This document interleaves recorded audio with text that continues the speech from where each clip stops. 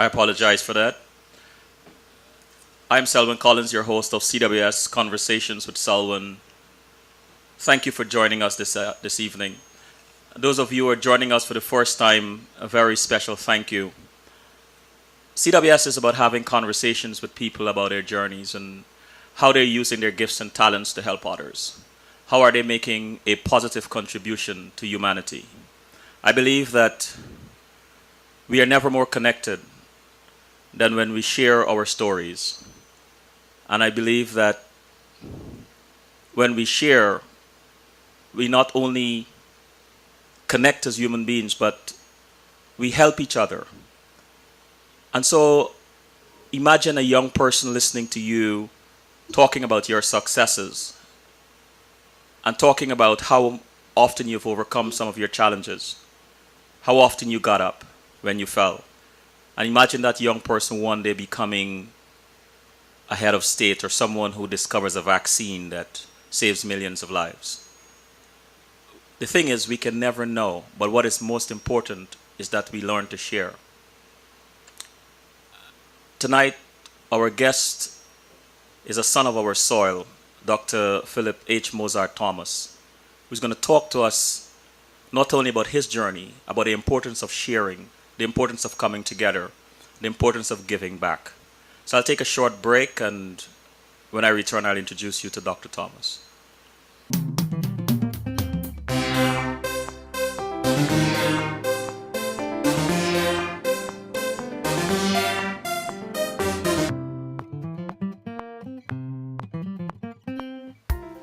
We are back with Dr. Thomas. Those of you who are joining us for the first time, I'm your host, Selwyn Collins of CWS Conversations with Selwyn. The gentleman next to me is Dr. Philip H. Mozart Thomas. Dr. Thomas, good evening. Good evening to you, Mr. Collins, and good evening. As my fate guides me, I also would say grace and peace to you and to your listening public. Grace and peace to you too, my brother. I want to start with just giving the audience a glimpse of your bio. Dr. Philip H. Mozart Thomas has over 25 years of experience providing visionary and strategic management operations and mission planning in uniquely challenging situations. He is currently the president and CEO of Delta Group Holdings, Inc., DGHI, which provides strategic global legal and business consultancy services in private and public sector industries such as banking, financing, securities and capital markets, mergers and acquisitions, public sector privatization, telecommunication, oil, gas, green, clean technology, transportation, etc. Dr. Thomas is charged and responsible for the management and oversight of the Greener World Limited Clean Development Mechanism, known as CDM, fund, together with executing a low carbon development LCD advisory and consultancy on reducing carbon emissions from deforestation and forest degradation, REDD, program in accordance with the policies and objectives set out in the United Nations Climate Change Program, the Kyoto Protocol. Dr. Thomas is chairman of the board of Guyana National Council on Public Policy, known as GNCPP, the think tank and National Policy Institute, and a member of many other organizations. And Dr. Thomas has received many honors and rewards. Dr. Thomas, I want to go right into it with you. You, as I mentioned in my opening remarks, is a son of our soil. You were born in Guyana. Can you give us a glimpse into the life of the 9-year-old Mozart, the 16-year-old, and who you are today? Indeed, indeed. Thank you so much for having me on the program once again. As you beg the question, my mind reflects back into the throes of something that I've said many times. My tribe, as I would describe it, is from actually originated from the quarantine, Manchester in the quarantine, Manchester and Liverpool, Irish Village, primarily where my father is from. My mother actually hails from Buxton, predominantly. I actually was born in Georgetown, Guyana. Sometimes jokingly folks ask if I am a part of a lodge, and I say, yeah, I'm from Lodge. because I was born in Lodge. I attended in my earlier days the Fountain AME School. The Fountain AME School under the late under Fred Talbot, actually. He is actually retired at the moment, living in the US. And then I attended the Comenius Moravian School under the tutelage of the late Basil McGowan. From there, I attended Central High School. From Central High School, at about the age of about 16 or thereabout, I went to the United States to attend university. And I think I've experienced a very illustrious educational development process from that time. I grew up predominantly in my formative years in what some of us describe as the Brook or Meadowbrook Gardens in Georgetown, Guyana. And the last part of the question, who would you consider yourself today? Repeat that kindly, please. The last part of the question was, who is Mozart today? Today. I think that, vested in my humanity. I have been given many opportunities, educationally and professionally, where I was able to pursue a very illustrious education program from my undergrad to a Juris Doctorate MBA program, to doing a PhD program.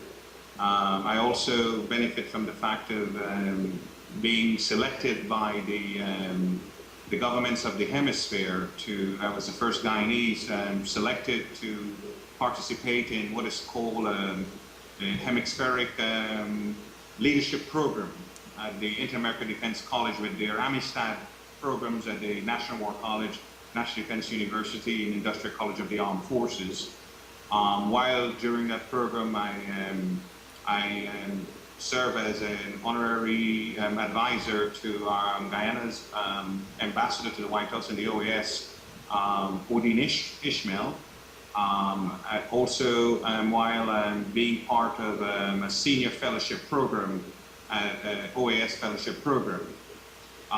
Very short stint in the sort of in the diplomatic type of arena, where I was required to come back here into Guyana to assist with the economic development protocols and processes of here in Guyana. That is something that I enjoy immensely.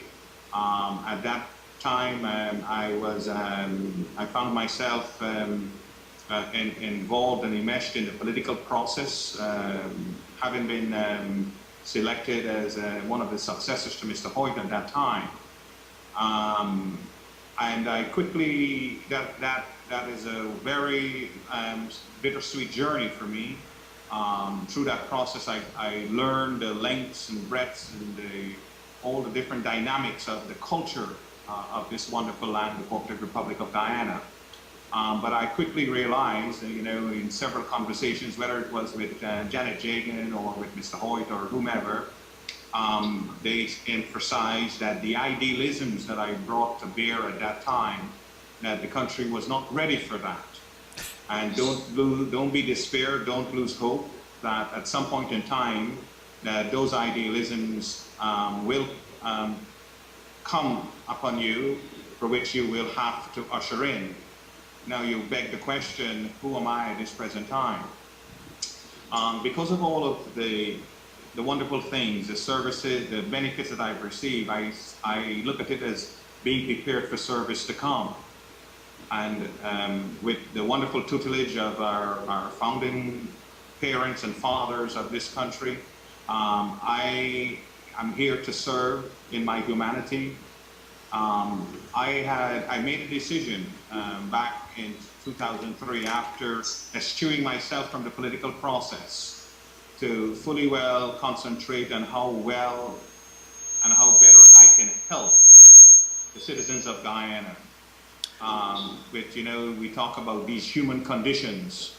My involvement with the political system has taught me various things that I cannot fully execute public service, which is I consider to be the highest calling in humanity, well in the political arena or from the political spectrum, that I need to take a step back. And I spent about 7 years studying how I can do that, how this can be done, given the idealisms that I bear at the time. Dr. And we Thomas, came full circle. um, talking about stepping back, I would like you to indulge me. I would like to indulge a little bit in your early timeline by asking you, what do you miss most about your childhood in Guyana? Um, it is the being able to freely, you know, um, walk in the streets without fear. Being able to enjoy the natural environment, whether it's a stroll in the back dam, whether it's going for a swim in the various trenches.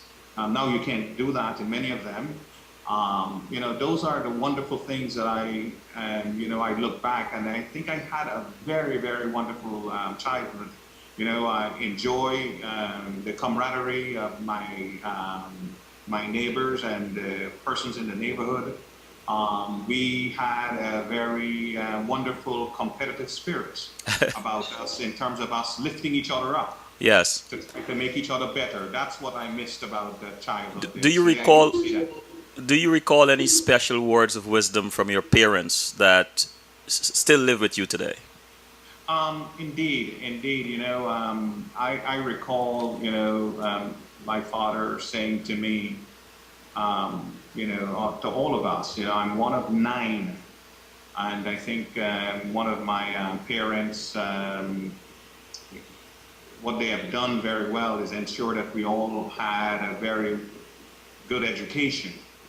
And at one point in time, my father said to me, look at me, look at my family, look at the wider world. He said he brought the generation 1,000 times forward. And then he paused for a minute. And he was playing the guitar. We were singing some Sankeys at the time. And he said that he expects us to take the generation 1,000,000 times forward. Today, when we have family gatherings, we keep questioning him, whether we have done as he had charged us, the charge that he has given us. And he said, I think you can answer that for yourself when you reach my age. My father, who is now 86 years old, you can best answer that at your age. What that tells me, in honoring my father, my parents, my mother. I always say to my parents, I said to my father in particular, I said, if I can achieve quarter of the things that you have, then I'm deserving of your name, in terms of honoring my father, in terms of how the discipline that they instilled in me, the opportunities that they've given me to be the human being that I am today.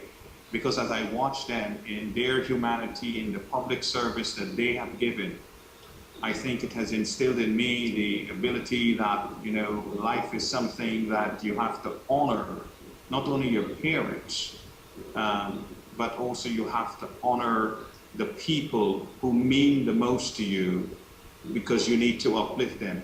Mr. Collins, there is a statement that I live by, in my vocation, and I would like to share that statement, Go ahead. The statement goes like this: it's every generation has an obligation to free man's mind for a look at a brighter future, and to look out from a higher plateau than the last generation. Mm-hmm. The statement that the charge that my father gave me is encompassed in that. And I think today, if I ask myself, how am I doing? I think I am doing well in my service to my country, in my service in my humanity. Talking about that, You, with all your experience and qualifications, you could have lived anywhere in the world and worked for huge salaries and bonuses. So why did you return to Guyana, Dr. Thomas? You know, in one's life, there's only so much you need. And I think that I've done very well, and I think that I have fulfilled those needs that I have in all respects. But there is something burning inside of me. Sometimes we look at what is our purpose. Our purpose is not actually chasing a self-fulfillment in the sense of what we call the dollar, but our purpose at times is called to a higher order. And I feel that my purpose is the one in which I am serving now because of all the things that has transpired and has happened for me in my life, which has prepared me for this purpose for which I am about to execute. How would you say your parents contributed to the career path you took? I always remind folks, the way we grew up. My father was a police officer. Recently, I went to family homegoing, which is also an ex-police officer. It's the handwriting expert, Guyana's handwriting expert, my uncle. And at that homegoing, I ran into a lot of family, and they speak about the fact of how disciplined my father was and how disciplined all those that were part of I learned even that there were 247 Thomases that from 1947 to present day that were part of the Guyana Police Force. I mention that because these men were men in the discipline services, and that's the way that they ran their homes. That's the way that they brought up their children. And when I look around those that I saw at that homegoing service, I can see doctors, I can see lawyers, I can see individuals involved in a wide range of discipline. And that tells us that what they have done in terms of bringing us up was well. Tell us about your current work in Guyana with the Guyana National Council on Public Policy, GNCPP.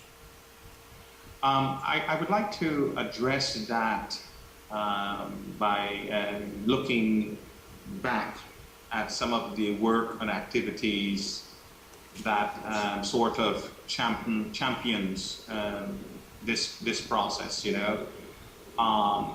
We started the Guyana National Council on Public Policy officially back in March of 2010. And the Guyana National Council on Public Policy was created as what is called a think tank and a national policy institute. We saw an opportunity after various consultations with various of the legal luminaries here in Guyana, former Justice Keith Messiah, Bryn Pollard, Sir Fenton Ramsahoy, and others. Many of the things that I envisioned, I shared with them.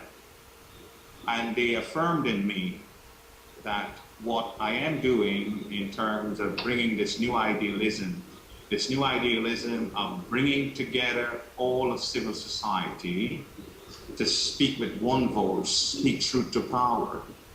In that regard, it would enable us, if we stand in our constitutional role as it is required of us, that we will be able to bring about what I consider to be a paradigm shift into a new dispensation of how the cooperative republic is governed and managed by the political system. We saw an opportunity beginning in 2010 when we embarked on a process because, the Guyana National Council on Public Policy, one of its principal missions is that we can achieve change, peaceful democratic change, not by aggression or by the barrel of a gun, but we can achieve change through dialogue and discourse. Mm-hmm. We saw an opportunity, and we actually commenced a legal proceedings in the High Court, the Constitutional Court of the High Court of the Cooperative Republic of Guyana, where we brought all of the political system, all of the parties, and they were at the time 14 political parties, and we brought them all, the Guyana National Council on Public Policy. There were 15 trade unions that were part of the Guyana Trades Union Congress, and a group of concerned religious elders, and a number of individuals, including myself. We brought an action against all of the political parties, all those that are involved in the political system, to give effect to Article 13. Article 13, which is the standing of civil society on the demand side of the sovereign space and spectrum, with the political system on the supply side of the sovereign spectrum. Now, I would like to state for you what the basis of Article 13. And Article 13 was promulgated under the 1980 Constitution. And the Article 13, Chapter 2, Article 13, it states as follows, that the principal objective of the political system of the state is to enable an inclusionary democracy by providing increasing opportunities for the participation of our citizens and their organizations in the management and decision-making processes of the state, with particular emphasis on those areas of decision-making that directly affect their well-being. Now, Article 13 is the overarching article. There are articles in the Constitution that provides for civil society's involvement. But, you know, historically, Article 13 has never been given effect. What has happened is that the political system cleverly saw fit that many of the operatives in the system, they either spearhead the formulation of many civil society groups, and they act, or they're actors for these civil society groups. These civil society groups are sometimes fronts. And so these civil society groups never really had an opportunity to effect their role as is required by Article 13 or the other articles of the Constitution. So when we instituted that lawsuit, what we did, we specifically asked the court for several reliefs, declarations. One of the declarations that was crucial at that time was Article 145 of the Constitution. Article 145 of the Constitution speaks to what is called our freedom of expression.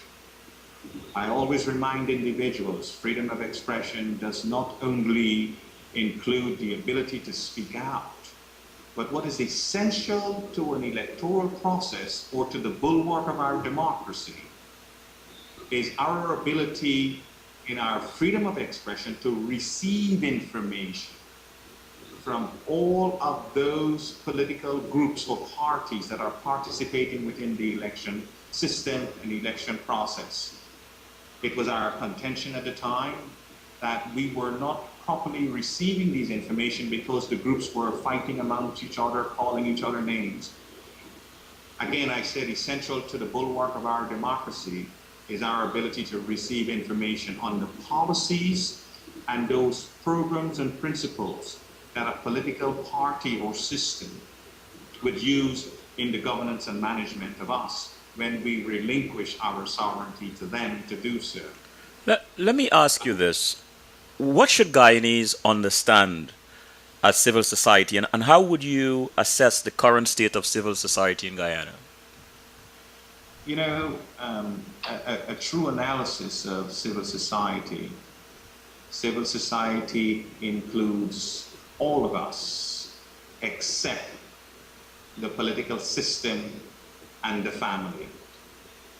When I say it includes all of us except the family, it includes all the church groups, whether it's a little cooperative, whether it's a you know, a little sewing group, a farm group, a cooperative, or whatever. All those, what we call CSOs or NGOs, they are all what we consider to be part of civil society, because why? They have formulated themselves in groupings, and with a mission.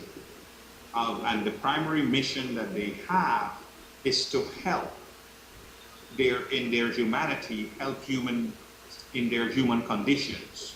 Whether it's a group that is formulated to educate women, whether on how they can be self-sufficient, whether it's a group advising young men, or they're a group that is formulated to have a farming cooperative.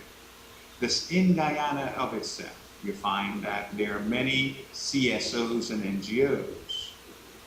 But many of these CSOs and NGOs, as in the diaspora also, are so closely aligned or stitched in or co-opted by the political system, they find it very, very, very difficult to be independent and to speak out at times on issues that directly affect their well-being or the missions in which they are actually, their charter requires of them.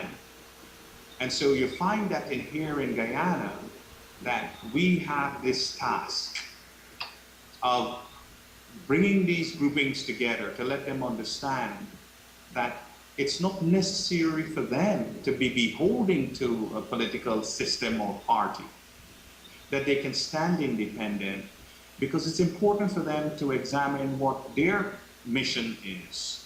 Their mission is, in part, to create a better quality of life. Their mission is, in part, is to bring a better standard of living to the people here in Guyana.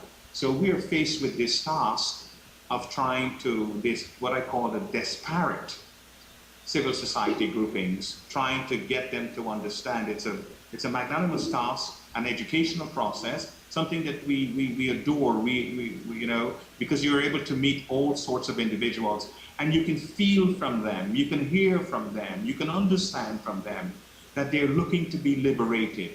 They're looking to find this liberty so that they can speak truth to power the way that they truly intend to do so.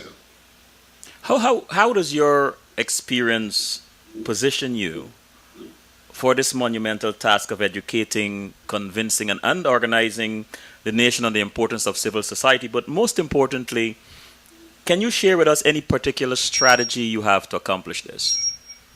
You know, this question has been asked of me many times, and I want to remind ourselves that sometimes we try not to get ahead of ourselves.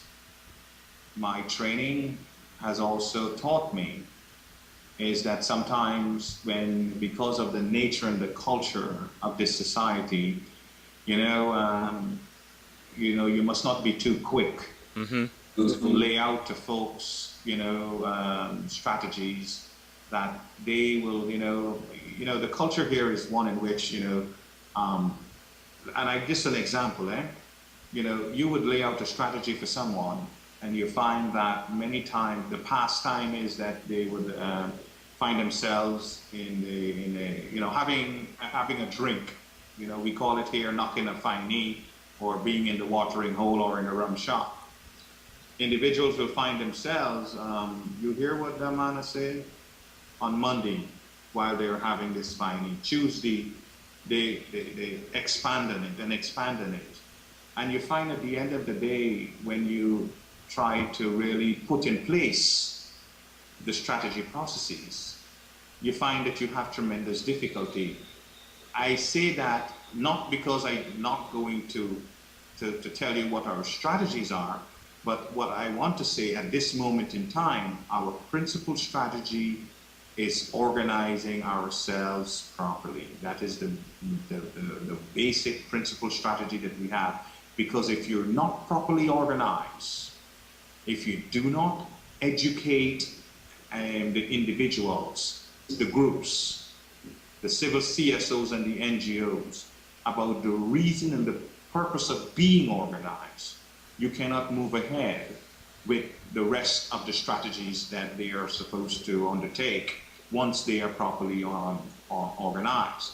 But I would also add to this as a strategy, apart from that strategy of being organized, it is our hope and in our aspirations that once we are properly organized, that we are going to, embark on a process of at this summit. We are planning a civil society summit where we are bringing together about 400 civil society groups in Guyana and in the diaspora.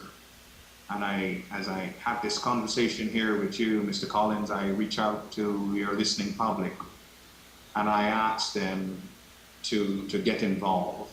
It is a very magnanimous, momentous watershed occasion that is happening here in Guyana. And the buzz is slowly coming to a realism about the importance of civil society for the first time ever, that we are organizing ourselves. We are going to have a summit from September the 17th through the 19th. And we are going to have a very dynamic event. And at this summit, one of the strategies that we're going to unfold is to develop what is called a civil society charter. The purpose of this charter will be a constitution for how civil society will play their role in accordance with Article 13 of the Constitution. But more important is the fact that out of this summit, we are going to elect what the Constitution will require of us in giving effect to our role under Article 13. We will create what is called a Civil Society Council. It is this Civil Society Council that will comprise, whether it's a 42-member council, will comprise, just as you have parliamentarians, you will have this council.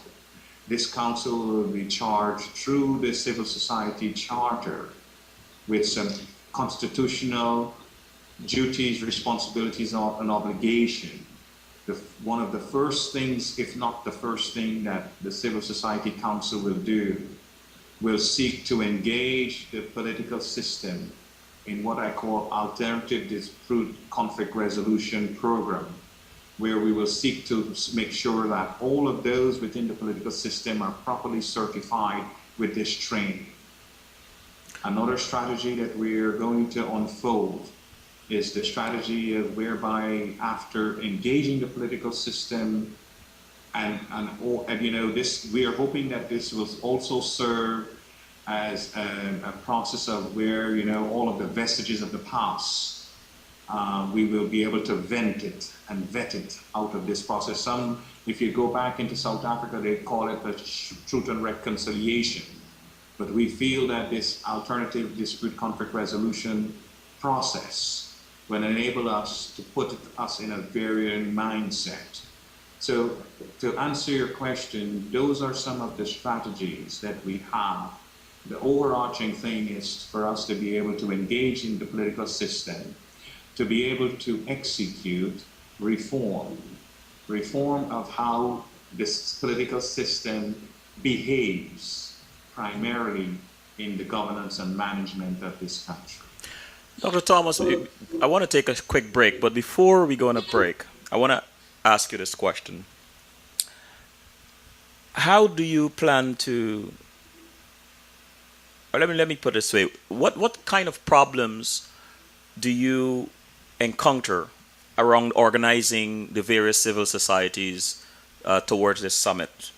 And how will you deal with talking about engaging the political system? How will you deal with the centralization of political power in Guyana as it stands today? Mr. Collins, again, I always try not to jump ahead of ourselves. When we speak about, we're not about, I must say this, the civil society and civil society council is not about regime change. Mm-hmm.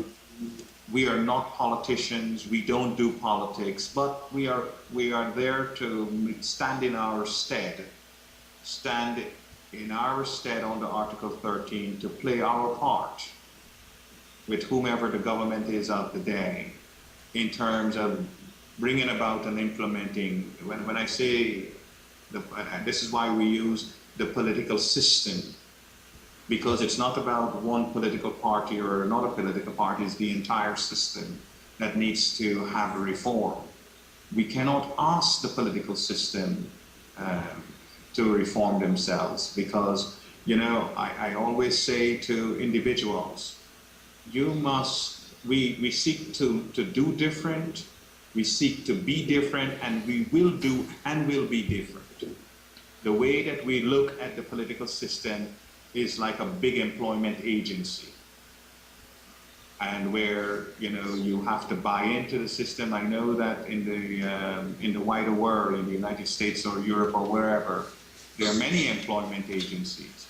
We must be cognizant in this time that when we look at the political system, we look at the political system as an employment agency with a head of the agency coming to ask us, the people, civil society, standing on the demand side spectrum, for us to give them our sovereign will. They bring to us skill sets that includes the management and the governance of a society. We need to look at that for what it is, and we need to act in accordance with that. And if we start doing that, and which we have in this generation, we as a generation here in Guyana, this is what we do. We do not harbor or inhibit the fear that the political system has engendered. We no longer, after an election process, recoil in fear because of being victimized. We don't do that. We look at society differently at this moment in time. So this is why we are bold enough. I always say this. I am thankful to our foreparents for the independence they brought us and the republic for which we stand at this moment in time. It is our obligation in this generation, Mr. Collins, that we must receive that baton. I always reference the fact that Burnham and Jagan and all of those that have gone ahead, they're probably smelling daisy and knocking a whiskey, laughing at us because they know nothing about information, highway and technology in a manner in which we know it at this time. But it's incumbent upon us as a generation to do something. Doing nothing is not an option because the baton that we have at this present time, it's so pimple-ridden. It's our job to shave away those pimples, to receive that baton so that we can pass on something for not the generation to come, but the following generations. Our generation that has gone by, our founding fathers, they have done well, given what they had with all of the global crisis and the difficulties that they had at hand. But we as a generation, we as this generation, we are called to order. It is the job that I'm doing at this point in time to call the generation into order. Let's do what we need to do so we can leave a better world and a better society for the generation that is to come. Dr. Thomas, that was well said and well received, I must say. Thank you. What you're doing, or what you and others are participating in right now, if I may call it, be bold to call it a movement, is attracting all sorts of people, all sorts of luminaries from what you have described, from grassroots right up the social scale. And movements create change, and change creates opportunities. I know, and I heard you loud and clear, that this is not, the civil society is not about regime change. It is not about being part of the political process, so to speak, in terms of regime change. But what I wonder, and you speak of our generation so eloquently, what I wonder in this movement, if the energy that it creates encourages some who participate in this movement, and the people cry out for some among them to take up a political mantle.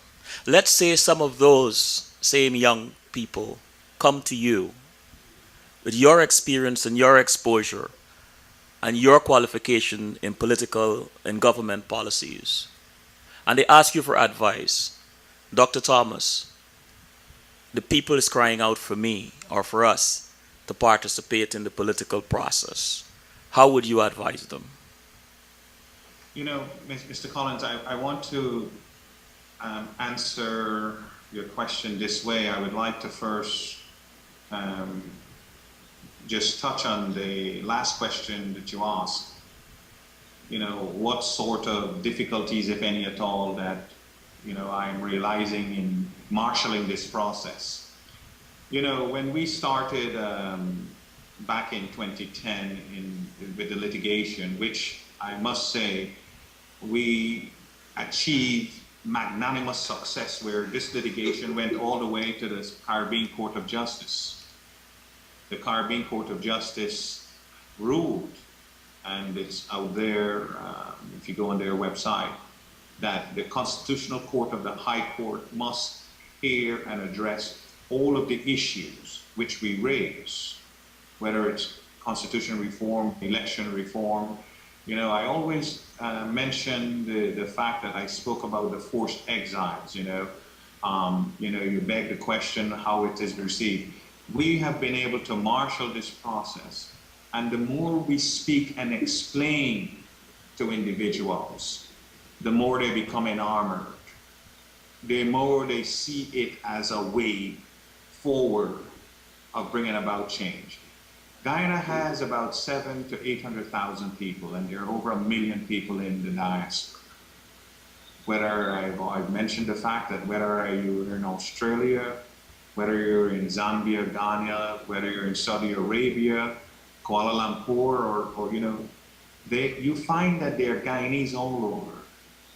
And every time you meet someone, you know, they keep their ears are grounded to what's happening here on the ground in Guyana. And they would smile, they engage you, and they said, we are here because we wanted betterment. We don't like what is happening there.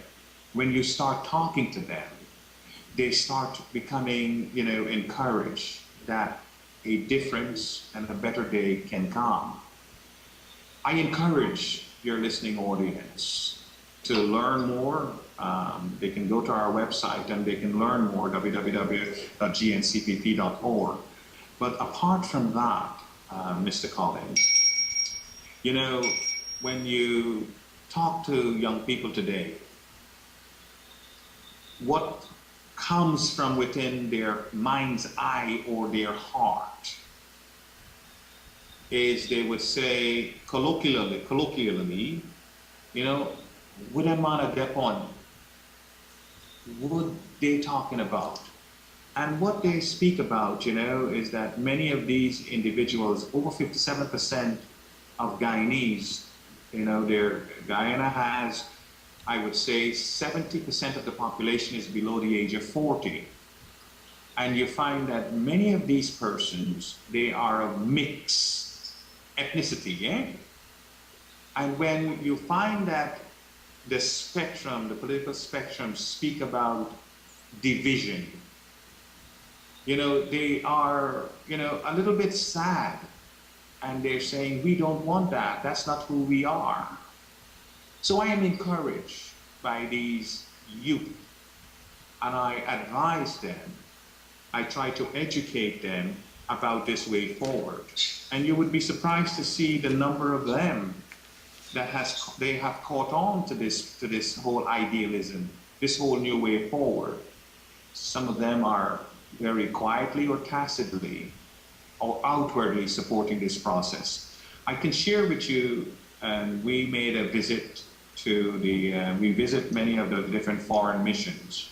When I speak of the fact that we seek to do things differently, we do not want that our actions to be one in which people will say, well, there goes the American government involved again, or there goes this government involved. So what we embark on a process of doing is that we embark a number of our elders, our emeritus folks, and some of our youth. And we went to visit the Chinese missions, the European missions, all of the missions, many of the missions here in Guyana. Because what we are going to do, we are putting together a coalition of missions or countries, because this is the global way. This is the way the world is working at this moment in time, whereby you seek help globally, not from one specific mission or one specific government or country. And when we visited specifically one mission, one of the young ladies who is presently a law student at the University of Guyana, before she spoke to the ambassador, she literally started crying, and she said, look at me. I am from Region 1, which, I am of Amerindian descent, I am of African descent, I am of Indian descent, and all of this. Why do I have to live in this condition? And she was crying tears, and all of us there, including the ambassador, was tearing up, because he understands fully well, because of his outreach also into the communities, that we are a different society, we are a different generation. So when I speak to these young people, I encourage them that the way forward is the way of implementing at this time, standing up in our stead under Article 13, to implement and execute a change. Let's take a break, Dr. Thomas.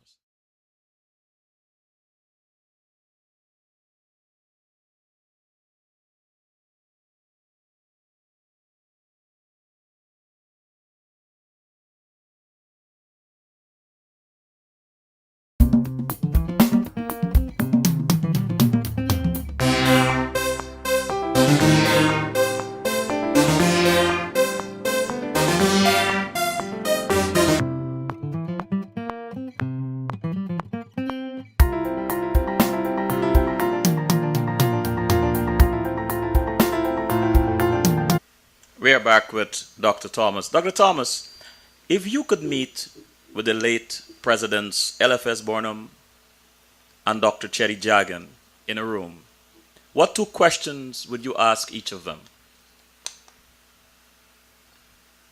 The first question I would ask each of them collectively, whether or not the present state of this country was what their efforts were intended to bring about, if they envisioned that at the time. And to specifically, to Mr. Burnham, he wrote that wonderful work, A Destiny to Mold.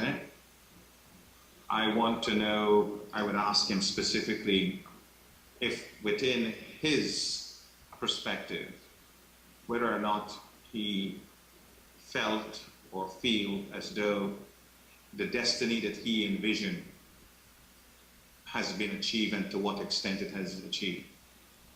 And I would say to Dr. Chetty Jagan, based on his work in a new world order, whether or not there is any difference in this present situation we have here in Guyana, based on his perspective and his work in what he proposed there in a new world order. Now, the reason I would ask Fox Burnham about this is because, I've met the late LFS Burnham, as a young man being part of, the Lodge Number 5 YSM group. In my neighborhood, the late LFS Burnham would come riding his horse. I remember him even on the horse very early in the morning, stopping to have a few words with my father. I have also met the late Dr. Chetty Jagan. When I was in law school in Atlanta, I was working with Madam Rosalind Carter in what is called the Partnership in School program under the Atlanta Project. At the time, the Chetty Jagan was very much involving President Jimmy Carter in trying to create a different situation here in Guyana with the electoral process. So I've met both of those individuals, and I, had an opportunity to look into their eyes. And so it is from that. And what I can say to you, and what I've known even from, their children also, is that, although the things that, the events that took place at the time, these two individuals were very good friends, otherwise, eh? And I think they understood very well the roles that they were playing at the time, and what was required of them to do what was required of them, what their purpose was at the time. I've learned a lot from their discipline, Fox Burnham's discipline, and given the life conditions at the time, whether you talk about various crises or what may have been existing at the time in terms of how he managed and governed at the time. And in response, the way that the late Dr. Chetty Jenkins also, his response to the late Fox Burnham in what he did at the time. It is my opinion that, that this present brand of rulers, leaders, I don't understand how it is that they moved away from those principles that these two men laid out at the time. Because, the human conditions that they addressed at the time, yes, indeed, there are different human conditions at this time, but it is this self-aggrandizement, that you look and see. And they do this in the name of the party institution. And, it is this continuing perpetuation of divisiveness, this continued perpetuation of discrimination, this continued perpetuation of retribution and victimization. I can relate to what is actually happening in that context. When you look at some unions, not particularly here in Guyana, is that unions embark on certain actions in terms of ensuring that their workers are fully well placed in certain work environments. This political system that we have here is one in which you see they engage in a process of bullying. And, this is a concept that the global environment is addressing at all sectors of our society.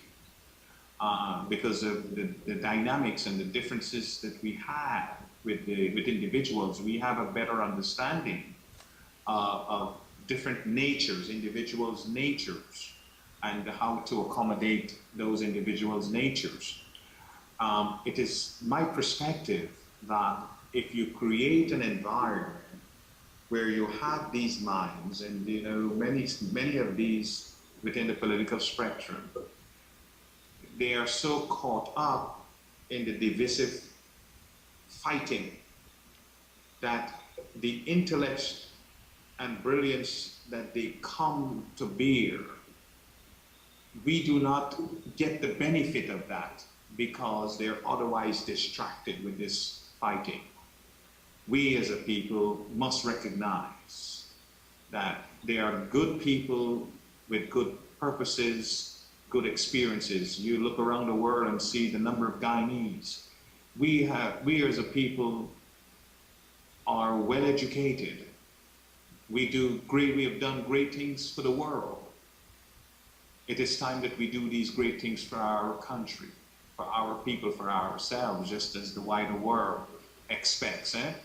So you find that we must create this new dispensation, this new environment, whereby these political groups can work together, pour all of their efforts and energy into building a different country. to provide for the economic liberation and social justice on an equal basis for which we all hunger for, a better quality of life. And if we can do that, I think that we will be addressing our ideals in terms of the alleviation of poverty as the global environment is seeking to do within their specific environments. Dr. Thomas, what comes to mind when you hear the words one people, one nation, one destiny? I am reminded of that visit that we made to that mission I earlier told you about, Mhm. where this young lady, when you look at her, some people may call her cosmopolitan. I even heard the term one celebrity use, Caucasian. And within an individual, you find that there is one people in one nation, pursuing a one destiny. Yeah? And when I see that, when I hear those words, I look as a nationalist to say that we have all of those mixtures. An individual was pointing out to me a few days ago that, we have not 6 races in this country, we have 7. I said, no, we have one. The 7th one that they were referring to is this mixed cosmopolitan race. And I reminded them, I've had a conversation with a few U.S. Congress persons and councilmatic persons. And one individual, she said to me that, Dr. Thomas, she's of Jamaican descent. She said, Dr. Thomas, look, in our country, an Indian person cannot come and say, I'm an Indian Jamaica. We cut off his head. A Chinese man can't come and say that he's a Chinese Jamaican. We cut off his head. She said that we Guyanese must take a serious look at what I call an ethnic nationalism, cultural racism. It is the tool that the political system use effectively to maintain their political basis, to set us apart.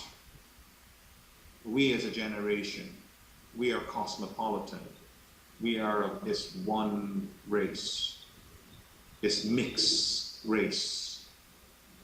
And we seek to be one people, one nature, and through that mind's eye. In the words of the late Dr. Martin Luther King Jr., in the end, we will remember not the words of our enemies, but the silence of our friends. You have a passion and a penchant for speaking out for others who either cannot speak for themselves or do not know how. Where did this come from, and about what age did you discover this side of you? Guyana has many beautiful opportunities here on the ground. I recall a few months ago I was in London, actually visiting with the Commonwealth and also some Guyanese groups on this same civil society coordination process. And I met with an old classmate of mine who had taken me to the Guyana National Public Library when I was about 11 years old. The Carnegie Foundation had what is called a speech and debating society that they ran out of the National Public Library. And many of us, I remember there were folks from QC, there were girls and guys from QC, from Central, Tutorial, and all this other stuff. And when I reach out today at many of those who were part of my class, we all honed our passion through that process there. That was what you call the fire that was lit in us as they taught us how to speak and how to represent ourselves. We also learn how to represent others and speak for others through that process. And that grew and grew and grew, and it led to, and all of the other things that I encounter in life, pursuing a legal education, representing, various disparate groups or individuals, minority groups or individuals, and it grew and grew. The passion just built up. And, I've reached a stage in my life whereby, I can give more, and I want to give more, and I will be giving more, given this passion that I have within inside Can you describe for us a Guyana a Guyana without the leverage and power of a civil society, and how you envision a Guyana with a fully functioning civil society body or council? the fear, and this fear, you can see it from a lot of persons in the diaspora and some of the folks here in Guyana, but mostly in the diaspora because, I refer to those individuals, many of them in the diaspora, as in forced exile. Had the conditions in Guyana been different, many of them would not have left the Guyana shores. So I consider them to be in forced exile. But I say that to address this issue. Many Guyanese would like to see a different society. Many, or if not all, Guyanese would like to see a different society. Those that were actually born in Guyana and those that were born out of Guyana but from Guyanese descendants. They would like to see a different Guyana. And so they're all hoping that there will be a day when some folk or folks will come along and be able to do what is necessary to take the bull by the horn and to be able to, what I call, to be the arch-bearer of civil society. A Guyana without civil society is one in which you find that, there will be lots of antagonism. There will be continued divisiveness. There will be continuing retributions, discrimination, victimization. Individuals will constantly keep recoiling in fear. Because why? If they don't belong, there's a saying, is either you with us or with us or not with us, Now, there is a very important point that that I want to emphasize here, One of my colleagues say to me, Dr. Thomas, hurt people hurt people. When you listen to that, you find that the interplay of things here in this political system is one in which one side felt that they were hurt by the other side, so they continue to hurt those that they felt that they were hurt by. We have to change that. We cannot allow these hurt people to continue hurting others because they're hurting all of us. We have to find some way of stemming that, seamlessly stemming that process. A civil society, properly organized, will be able to do so. Do to you stem the tide of those people that are hurting others. do you see civil society as a formidable catalyst for democracy? Indeed, it is the only way in which we as a people can realize a true democratic republic. We are at a stage in our lives that Ghana is a republic, but a true democratic republic where you will experience economic liberation and social justice on an equal basis is one in which only civil society standing in their stead, standing in their role, properly administering the processes required of them, the constitutional processes required of them, to rein in the behavior that is causing the degradation of the quality of life that we so long for that can be had in this country, given the resources that are available to us to do so. I would like you to do some mission casting for us. As you think about the upcoming summit, Civil Society Council, and the state of affairs in Guyana, what do you see as three immediate action steps of the new council? As I said before, the first, if not the most immediate process as part of a strategy, an overarching strategy, is to be able to engage the political system in discourse and dialogue.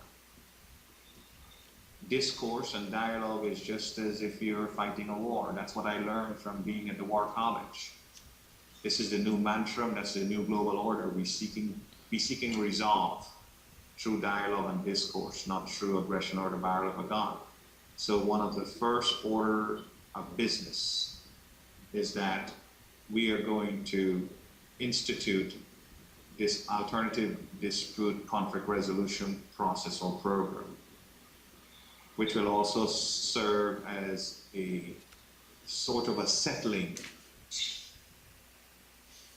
of the feel of what we call the forum, settling of the forum between civil society and the political system, bringing them in that regard as a strategy, as one of the first things that we will embark on. Having done so, we are going to go back to our court action. You know, we have been told that if we had received at this present time, and our court action is still in play, if we had received those declarations and enforcement order, a properly organized civil society like the Civil Society Council can properly ensure that those declarations for change, whether it's constitutional reform, whether it's electoral reform, whether it's creating an independent judiciary, when those declarations are given to us, we will be in a better situation through the council to see that these declarations are enforced. You must be reminded that we will continue seeking this change as a collective. You know, many of those in the political system speak about a social compact or contract. I constantly keep asking them to carefully understand the concept of contract and the concept of compact that is not suitable for what I call a democratic society, a true democratic society. What we, the council, will seek to do is to achieve what is called a social partnership, because everyone must be involved, everyone will be involved, and we must seek what is called a social partnership. And it's through those specific strategies and steps, we will seek a social partnership that will find resolve. You must also understand that many of the reforms that we have to have done, we cannot have the political system do it because they would not. I must bring to your attention this. In the process of marshalling this litigation, we have discovered that there were over 200 changes made to the Constitution. The Constitution of the Cooperative Republic of Guyana says that if the Constitution is to be modified, there are 3 steps or processes by which this should be done. One is by a simple majority, and it spells it out what those sections or articles are that can be modified by a simple majority. It also provides that a 2/3 majority of the parliament can also, for some sections, and then the broader issues and some more fundamental principles in there, they must be modified through a referendum. We have discovered that there were 50 plus changes, modifications that were made to the Constitution without a 2/3 majority or without a referendum. The parliament in Guyana could never achieve within our lifetime at this present time a two-thirds majority, or they would never implement a referendum. The only way those things can be done is that civil society, once they properly stand in their stead, we can, from a policy perspective, provide for a referendum process that would include all of this. I must also point out to you that we are not going to reinvent the wheel. You know, there was a very engaging process where there's constitutional reform that has taken place. That has to be updated. There are some very dynamic changes that must be done to that. But also, there was a situation that was spearheaded at the behest of the late President Jagan, where we created what we civil society call our manifesto, and that is the National Development Strategy. We feel in Guyana that if the political system had followed that, the document says by civil society, for civil society, the National Development Strategy. If the political system had followed the principles, Sir Shidat Ramphul, the late Dr. Kenneth Kane, and a wide-ranging set of Guyanese were involved in putting together this development strategy. Guyanese, both nationally and internationally, were involved in this. And if they had followed those principles, Guyana would have been a better society here today. But you must recognize that as part of this social partnership, and after executing this alternative dispute conflict resolution process, to bring them to the table to discuss these very important things that must be done that to comprise of this social partnership. The constitutional reform, elections reform, and you know, if you look to try to address the issue of local government elections, which we have not had in 20-something years, you know, you find that we cannot have local government elections under this arrangement. I want to draw to your attention another issue. You know, when President Carter came to Guyana, under the Herdmanston Accord and the St. Lucia Statement, that process between the late Janet Jagan, President Janet Jagan, and President Hoyt, President Carter proposed a solution for the impasse that was taking place at the time. And the solution was supposed to be a one-up thing, whereby on the Elections Commission, there were supposed to be 3 representatives from the PPP and 3 representatives from the PNC, with a toss-up for a commissioner. The Guyana Constitution specifically states this, that there must be no interference or intermeddling by the political system in the electoral process. This was also part of why we brought that litigation, because these political parties sit there and continue to, they were supposed to be just a one-off thing. But how can you have free and fair elections when you have these 2 political parties controlling the electoral process in of itself?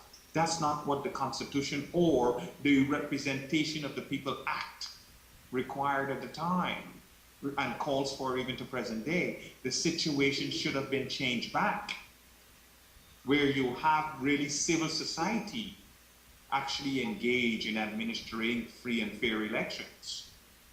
You know, so these are some of the things that we need to have addressed. We cannot ask the political system to do this, because it will never be done, because I don't think that they would give up their lofty ideals where they are at this present time.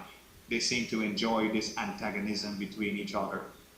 We must step up to the plate. We, civil society, must properly organize yourself. And again, I reach out to your listening public. Each one, meet one, greet one, help one. Let us as a people, let us as Guyanese, the opportunity is here for us at this moment in time. Let's properly get together, organize yourself.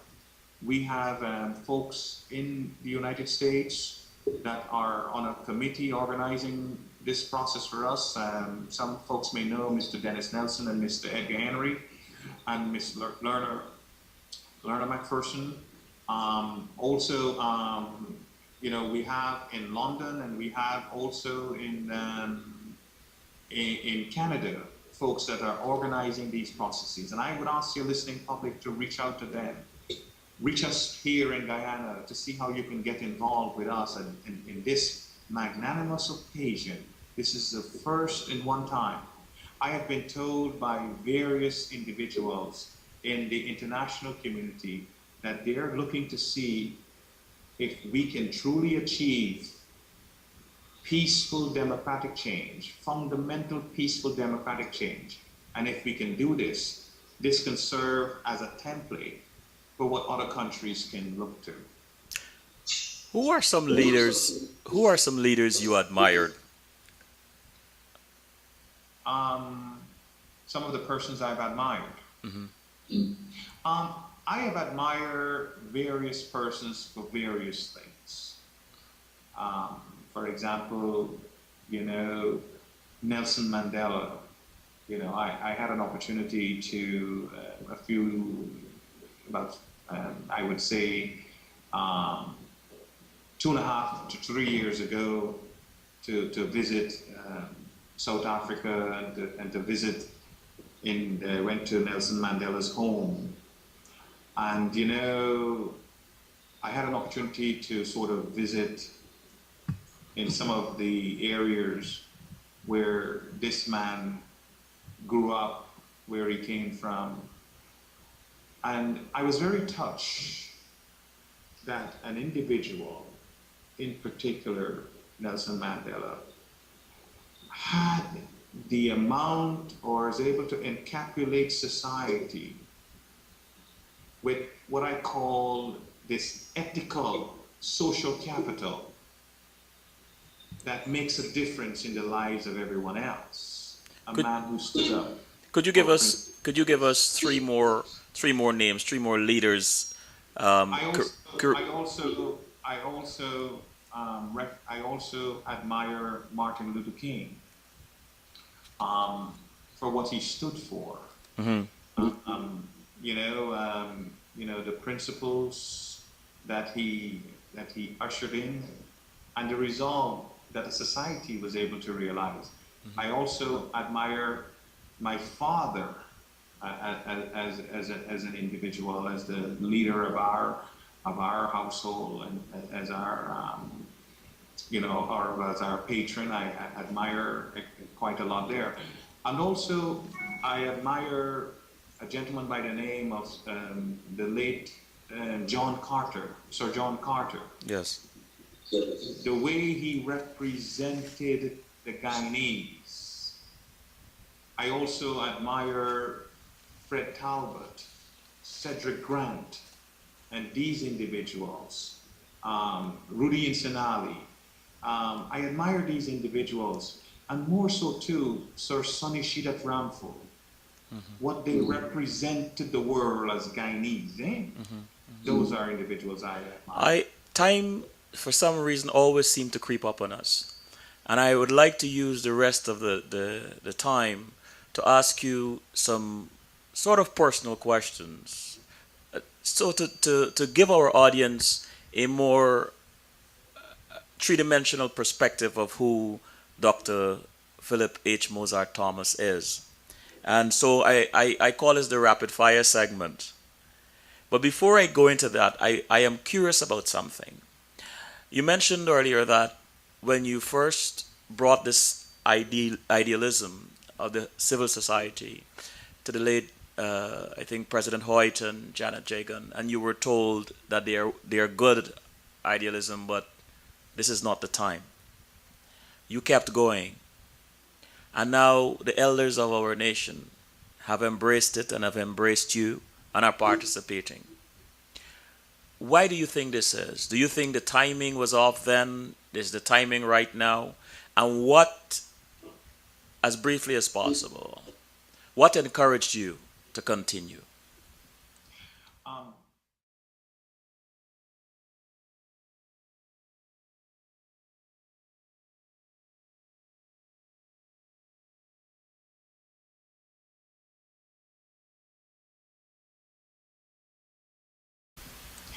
Um, when I was told that the idealisms that I came to bear, that the country was not ready for the time, but don't be despair, I quickly understood, because of my training, Mm-hmm. that things are purposed and in context. Yes. We live life on levels and experience and have experiences in stages, eh? Yes. To the extent that at that time, at that level, it would have been very difficult, given the dynamics of the interplay of the social political system environment, for this type of idealism to come to bear, because of the antagonism in particular that these, in particular, two political groups had going on at the time. It was, this idealism was shrouded in the fear, victimization, discrimination that was happening at the time. And many of the individuals that would have been called to order to marshal this process along were not of age or of maturity at the time. So when I was told that the idealisms that the country was at threat, I had to quickly recognize those specific things and understand it very well.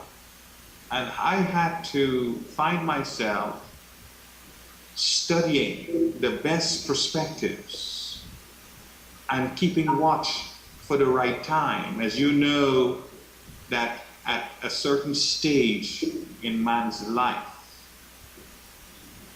that the pathways open up in which you can walk through. The political system, in particularly at this present time, is calling for civil society to stand up with a collective voice. I don't know how best or how better you can expect that. Amen. At that time, they said they weren't ready. At this time, our president, our leader of the opposition, and various individuals within the political spectrum, they said it's time for civil society to stand up. That's fear of victimization or retribution. They recognize that, as I've said before, we as a generation no longer have that. We are not harboring a bitter vestige. We are not ones that are hurt or continue to be hurt by the hurt people. We are of a different generation. We want to be able to experience life on different levels and at different stages in different ways that we see the rest of the global environment is doing so in some sectors of the global environment. How do you cope with setbacks? You know,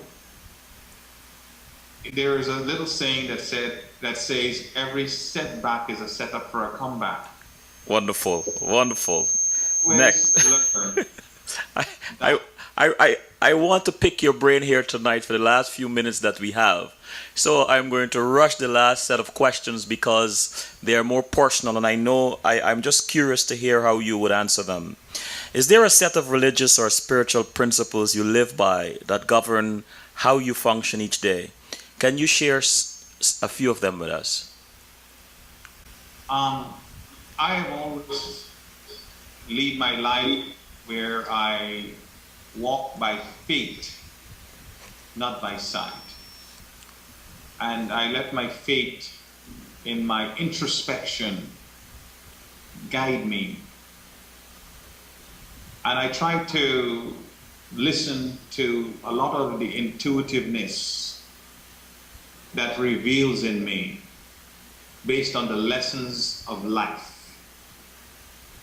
that I will encounter with individuals as I look into the eyes of a youth or an elderly person.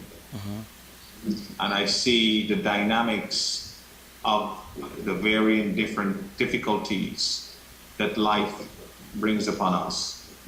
And my faith guides me.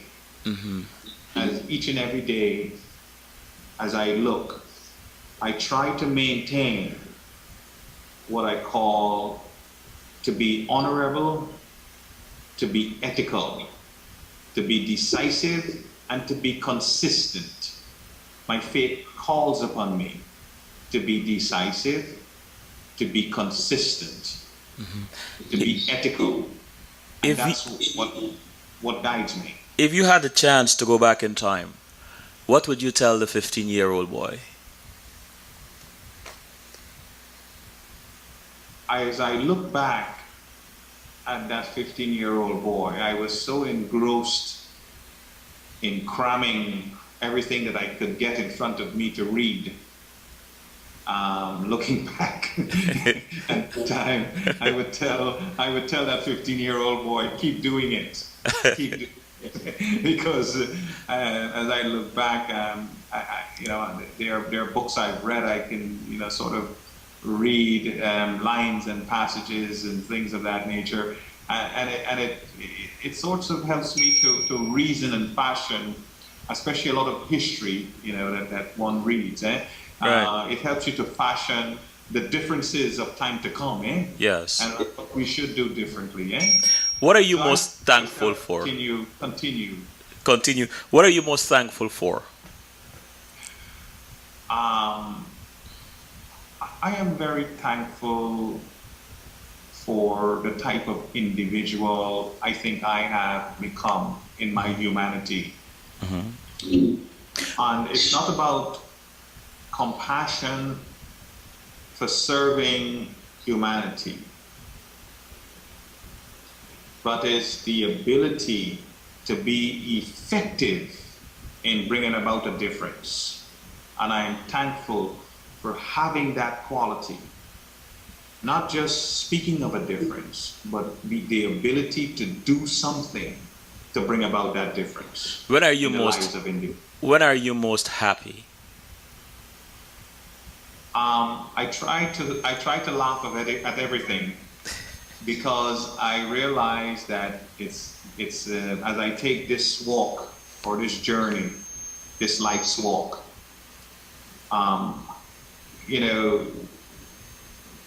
there are various conditions that come upon you. As a result, you inhibit various emotions, and you just have to carefully look at it. From we say we have to shelve it.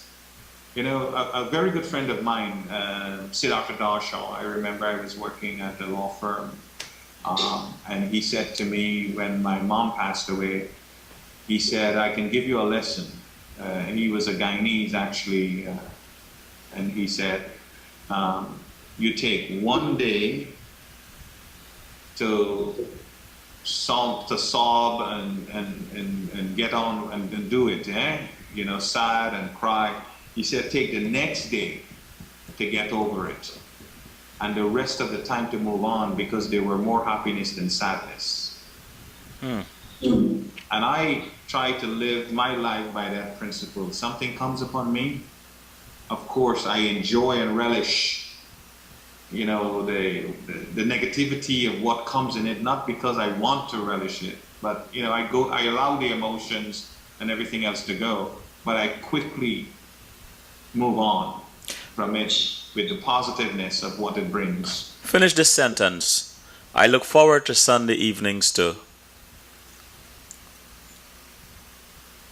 Spending time with family. What are your fondest memories of your parents? The fondest memory of my parents are the lectures. The lectures. They would speak to us.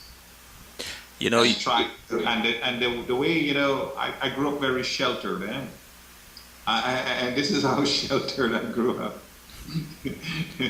I imagine I am going to school at Comenius Moravian, right? hmm And I had one route to go home. And when I attended Central High School in Smythe Street, there was one route to go home.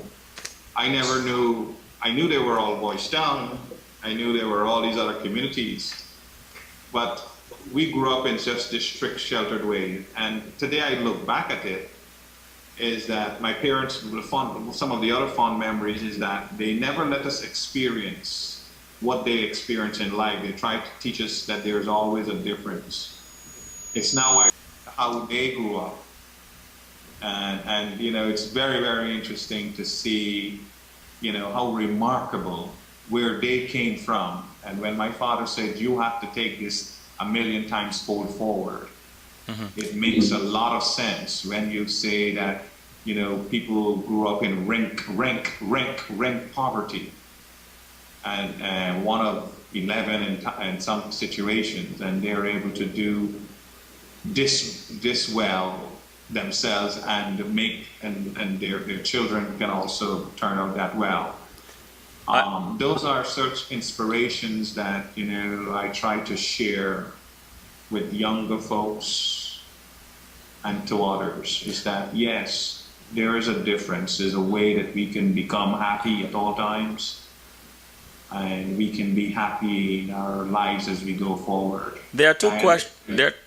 Environment. Sorry about that. There are two questions in the chat room that I missed, and if you can answer them as quickly as possible. One said, "Why should Guyanese get involved in civil society?" That's by Donna. And Jill said, "How did you get interested in civil society?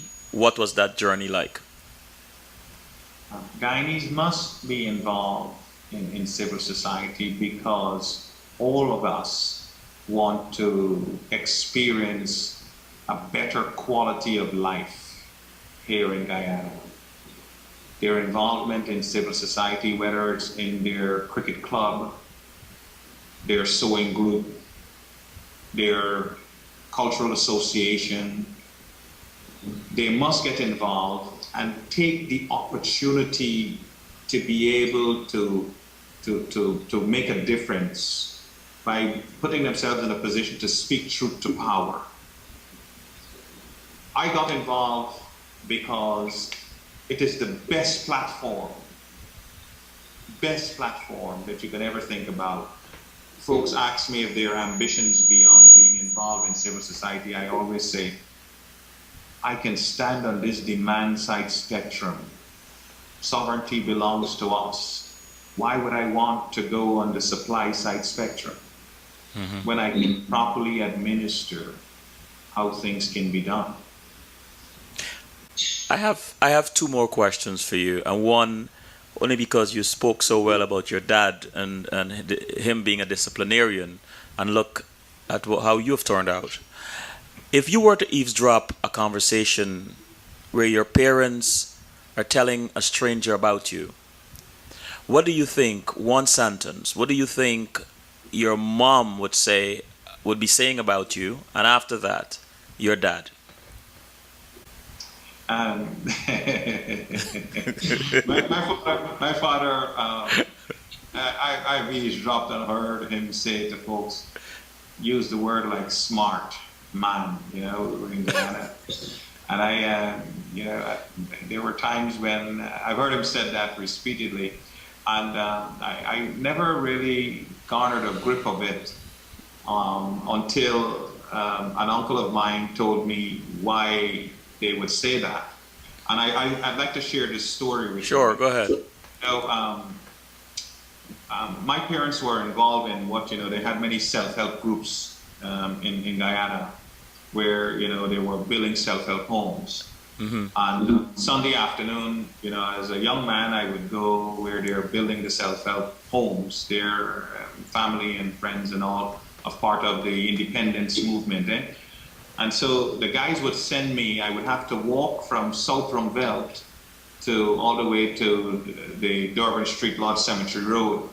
and they wanted me to buy drinks and things of that.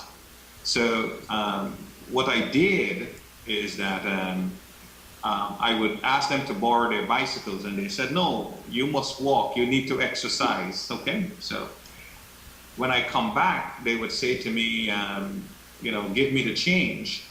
I said, "No." I said, "I bought these candies so it would take me back and forth, and I'm taxing you."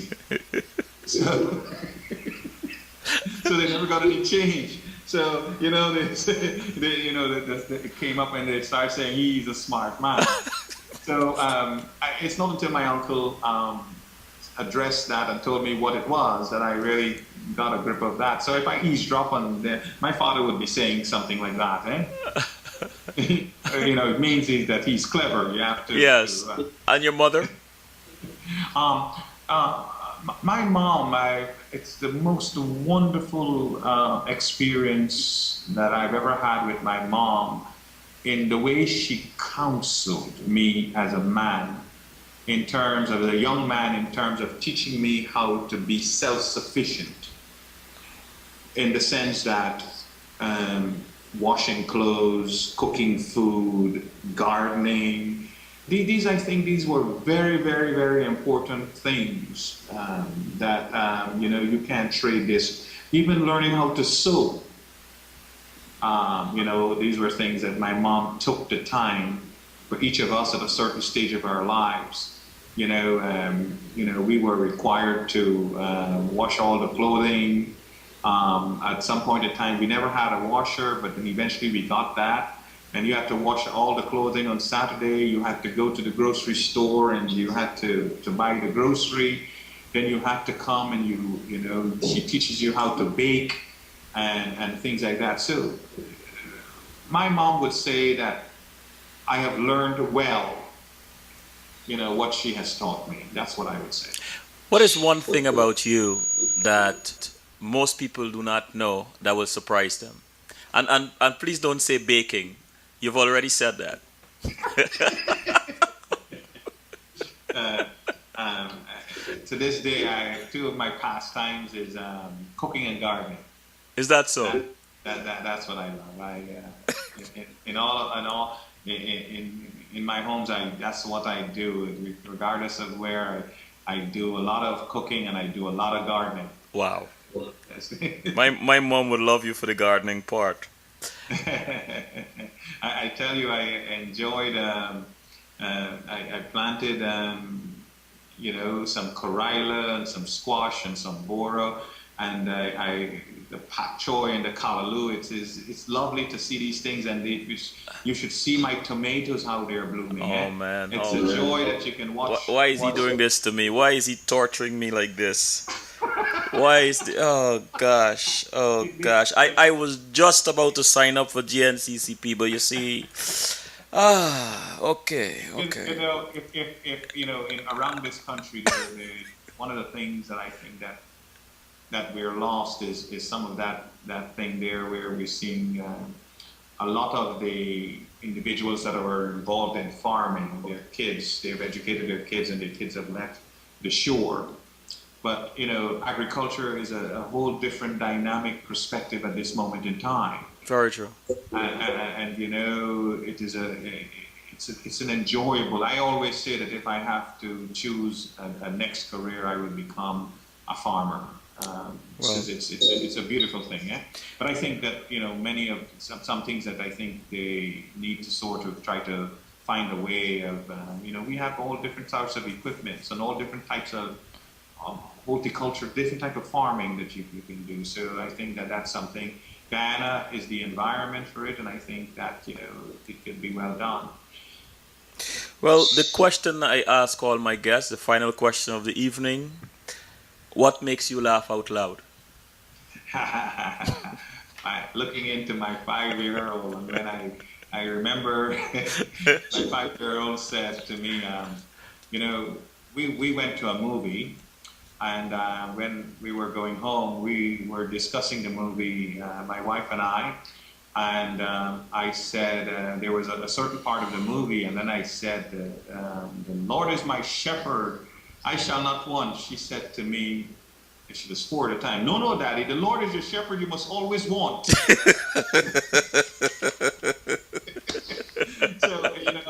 it is, I call it looking through the eyes of it. What's what makes me laugh out loud? It, she is 5-year-old with a 35-year-old wisdom. Yes. We must look in upon this. We have a different generation, Mr. Collins, and there's so much that we can learn, from these young ones, eh? Very true.